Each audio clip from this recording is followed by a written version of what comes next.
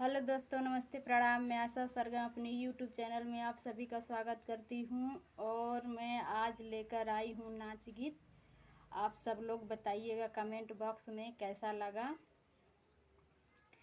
सोने की थाली में जेवना बनवनी, सोने की थाली में जेवना बनवनी, जेवना न जेवन ऊपर करी नौकरी छोड़ के बालम चरावे बकरी, नौकरी छोड़ के बालम चरावे बकरी, नौकरी छोड़ के बालम।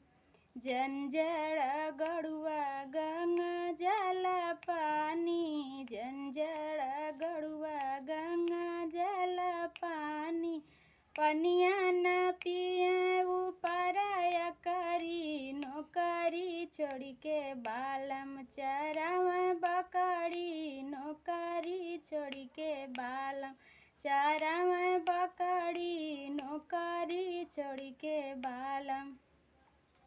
लवंग खिलिया खिली बिड़वा लगवनी, लवंग खिलिया खिली बिड़वा लगवनी, बिड़वा न कुछ ऊपर करी नौकरी छोड़ के बालम चरावे बकरी, नौकरी छोड़ के बालम चरावे बकरी, नौकरी छोड़ के बालम।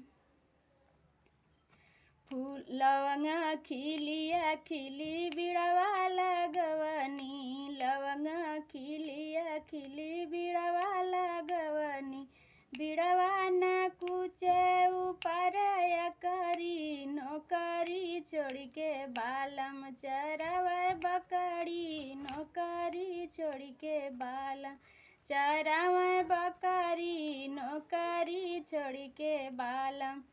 फूले हजारी कसे जलगवनी, फूले हजारी कसे जलगवनी, सजियन सोवे ऊपर करी नौकरी छोड़ के बालम चरावे बकरी, नौकरी छोड़ के बालम चरावे बकरी, नौकरी छोड़ के बालम।